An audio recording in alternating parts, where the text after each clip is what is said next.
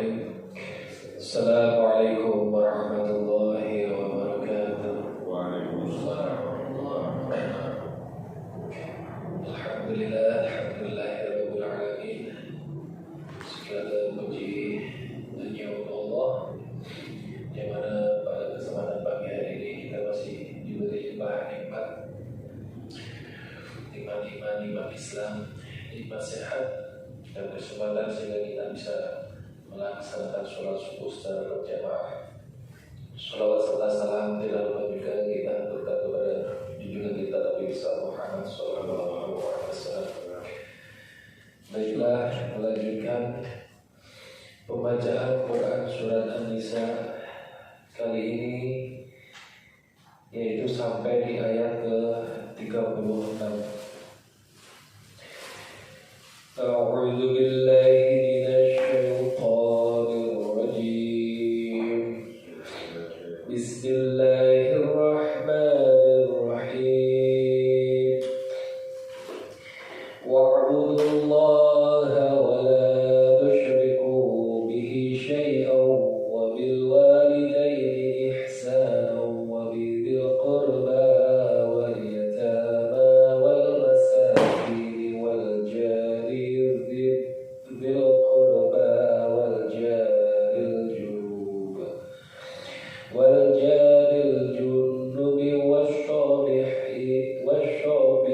والشاحب بالجنب وابن السبيل وما ملكت أيمانكم إن الله لا يحب من كان مختالا فخورا. صدق الله العظيم.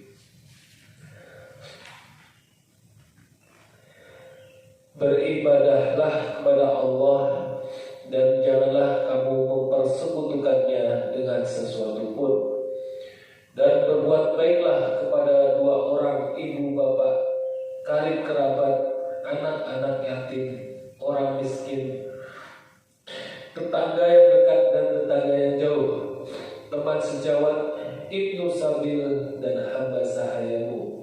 Sesungguhnya Allah tidak menyukai orang-orang yang sombong dan membanggakan diri. Allah Subhanahu wa ta'ala memerintahkan untuk beribadah hanya kepadanya dan tidak ada sekutu baginya.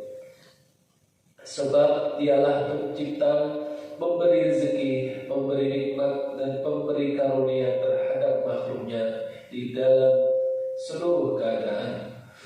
Maka dialah yang berhak agar mereka mengisahkan dan tidak menyekutukannya dengan sesuatu pun dari makhluknya, sebagaimana sabda Nabi Muhammad SAW kepada Mu'adz bin Jabal, tahukah engkau apa hak Allah atas hamba-hambanya?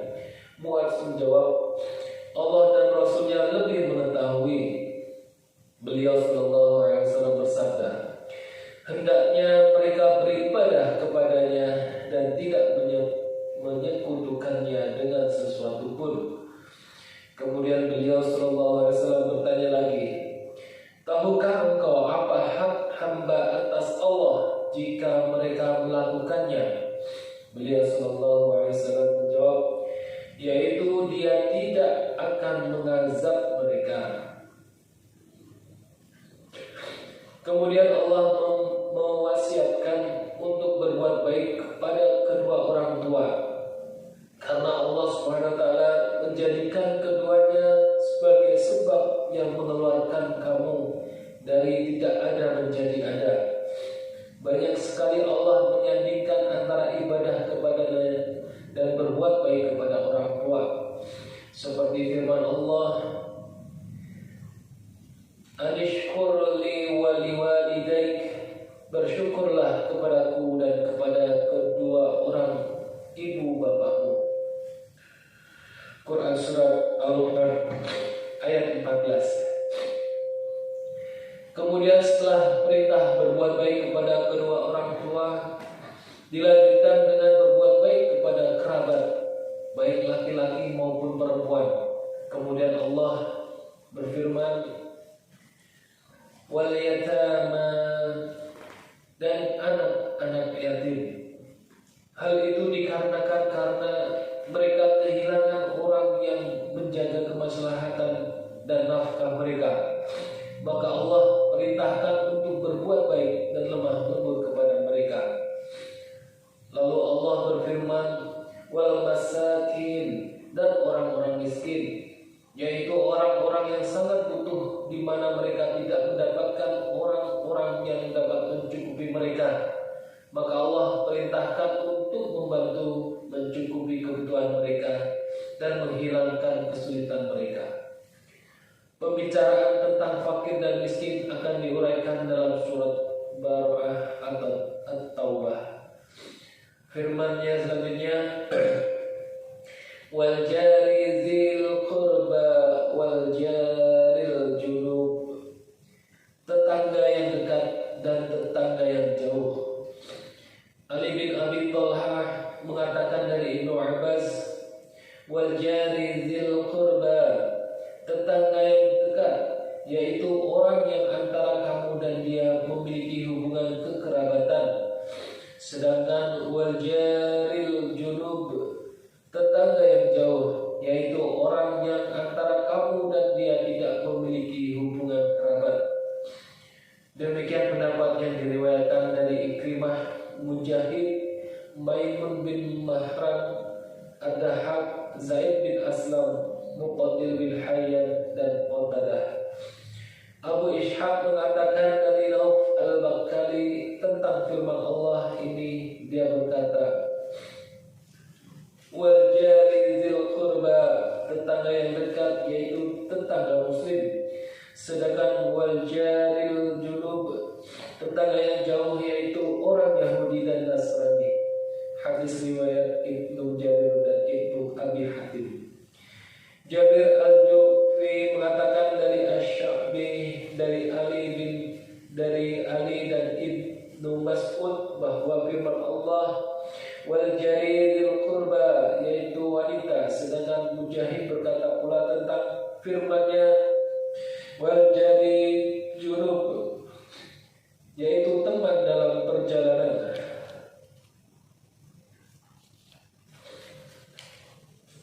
Banyak hadis-hadis yang menjelaskan tentang wasiat untuk tetangga. Kita akan sebutkan beberapa dan hanya kepada Allah tempat memohon pertolongan. Hadis yang pertama, Imam Ahmad meriwayatkan dari Abdullah bin Umar bahwa Rasulullah SAW bersabda, Jibril senantiasa mewasiatkan aku tentang tetangga hingga aku menyangka akan mewariskannya. Dikeluarkan oleh Al-Bukhari dan Muslim dalam As-Sahihain. Begitu juga Abu Dawud dan At-Tirmizi meriwayatkan yang sama. Hadis kedua, Imam Ahmad meriwayatkan pula dari Umar, dia berkata, Rasulullah SAW bersabda, janganlah seseorang kenyang tanpa memperhatikan tetangganya. Hanya Imam Ahmad yang meriwayatkannya. Hadis yang ketiga, Imam Ahmad menukilkan Ali bin Abdullah telah menceritakan kepada kami, Muhammad bin Fudail bin Ghazwan telah menceritakan kepada kami, Muhammad bin Za'ad al-Ansyari telah menceritakan kepada kami, aku mendengar Abu Zabjah al-Kalai berkata, aku mendengar Al-Miqdad bin Al-Ashwad berkata, Rasulullah SAW bersabda kepada para sahabatnya, apa yang kalian katakan tentang zina? Mereka menjawab, perilaku yang diharamkan Allah dan Rasulnya, maka hal itu akan tetap haram hingga hari kiamat. Beliau SAW bersabda, zinanya seseorang dengan 10 wanita lebih ringan baginya daripada berzina dengan istri tetangga. Beliau SAW melanjutkan pertanyaannya, apa yang kalian katakan tentang pencurian? Mereka menjawab, perilaku yang diharamkan Allah dan Rasulnya, maka hal itu tetap haram hingga hari kiamat. Beliau sallallahu alaihi wasallam bersabda, seseorang yang mencuri di 10 rumah lebih ringan baginya daripada mencuri dari rumah tetangganya. Hanya Imam Ahmad yang meriwayatkannya. Hadis ini memiliki syahid atau kuat dalam Alkitab As-Sahih dari hadis Ibnu Mas'ud radhiyallahu anhu. Aku bertanya, "Ya Rasulullah, apakah dosa yang paling besar?" Beliau sallallahu alaihi wasallam menjawab, "Engkau menjadikan tandingan bagi Allah, padahal Allah lah yang menciptakanmu." Aku bertanya lagi, "Kemudian apa lagi?" Beliau menjawab, "Engkau bunuh anakmu karena takut makan bersamamu." Aku melanjutkan pertanyaan, "Lalu apa lagi?" Beliau pun menjawab, "Engkau berzina dengan istri tetanggamu." Hadis keempat, Imam Ahmad meriwayatkan bahwa Aisyah radhiyallahu anha bertanya kepada Rasulullah sallallahu alaihi wasallam, "Sesungguhnya aku memiliki 2 orang tetangga. Mana di antara keduanya yang paling berhak aku beri hadiah?" Beliau sallallahu alaihi wasallam menjawab, "Orang yang pintunya paling dekat denganmu." Hadis riwayat Al-Bukhari. Firman Allah Subhanahu wa taala, "Washahibil jambi," teman sejawat. Ats-Tsauri mengatakan dari Ali dan Ibnu Mas'ud bahwasanya keduanya berkata, yaitu wanita. Ibnu Abi Hatim berkata, pendapat serupa diriwayatkan dari Abdurrahman bin Abi Laila, Ibrahim An-Nakhai, Al-Hasan dan Sa'id bin Jubair. Dalam salah satu riwayat, Ibnu Abbas dan Jamaah berkata, yaitu orang yang lemah. Sedangkan Ibnu Abbas, Mujahid, Ikrimah dan Qatadah berkata, yaitu teman dalam perjalanan. Sedangkan Ibnu Sabil menurut Ibnu Abbas dan Jamaah adalah tamu. Firman Allah Azza wa Jalla, "Wa ma malakat aymanukum," hamba sahayamu. Ayat ini merupakan wasiat untuk para budak karena mereka lemah dalam bertindak dan tawanan di tangan manusia. Untuk itu Nabi sallallahu alaihi wasallam di saat sakit menjelang wafatnya, beliau mewasiatkan umatnya dengan sabdanya, jagalah salat dan hamba sahayamu. Beliau terus mengulanginya hingga lisannya tidak mampu lagi berucap. Imam Ahmad meriwayatkan dari Al-Miqdam bin Ma'di Krab. Dia berkata, Rasulullah SAW bersabda, "Apa yang engkau makan untuk dirimu sendiri, maka itu sedekah bagimu. Dan makanan yang engkau berikan untuk anakmu, maka itu sedekah bagimu. Makanan yang engkau berikan untuk istrimu, maka itu sedekah bagimu. Dan makanan yang engkau berikan untuk pembantumu, maka itu sedekah bagimu." Hadis riwayat An-Nasa'i dari hadis Baqiyah dan sanadnya sahih. Segala puji hanya bagi Allah. Dari Abdullah bin Amr bahwa dia berkata kepada bendaharanya, "Apakah engkau berikan makanan kepada budakmu?" Dia menjawab, "Tidak." Beliau pun berkata, "Pergilah dan berikan kepada mereka, karena Rasulullah SAW bersabda, cukuplah berdosa bagi seseorang jika dia menahan makanan orang yang di bawah kepemilikannya atau tanggungannya." Hadis riwayat Muslim. Dari Abu Hurairah juga bahwa Nabi SAW bersabda, "Seorang budak berhak mendapatkan makanan dan pakaian, dan hendaklah dia tidak dibebani pekerjaan kecuali dia mampu mengerjakannya." Hadis riwayat Muslim.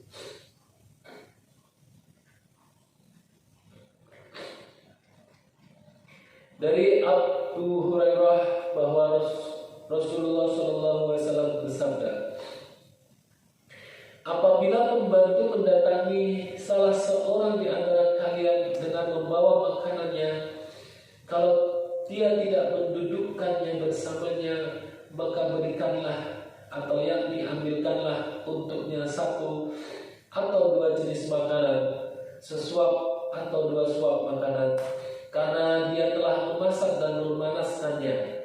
Dikeluarkan oleh Al-Bukhari dan Muslim, dan lafaznya ini bagi Al-Bukhari. Sedangkan dalam lafaz Muslim, maka hendaklah dia mendudukkannya dan makan bersamanya. Jika makanannya adalah untuk orang banyak, tetapi hanya ada sedikit, maka letakkanlah di tangannya satu atau dua suapan. Dari Abu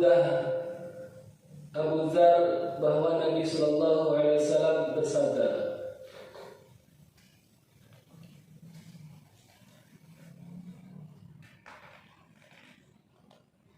mereka adalah saudara dan kerabat kalian yang dijadikan Allah di bawah kekuasaan tanggungan kalian. Barang siapa yang saudaranya berada di bawah tanggungannya, maka berilah makanan dari apa yang dia makan, berikanlah pakaian dari apa yang dia pakai, dan janganlah kalian tugaskan mereka sesuatu yang mereka tidak mampu. Dan jika kalian membebankan pekerjaan kepada mereka, maka bantulah mereka. Hadis riwayat Al-Bukhari dan Muslim. Firman Allah, Inna Allah la yuhibbu man kana mukhtalan fakhura.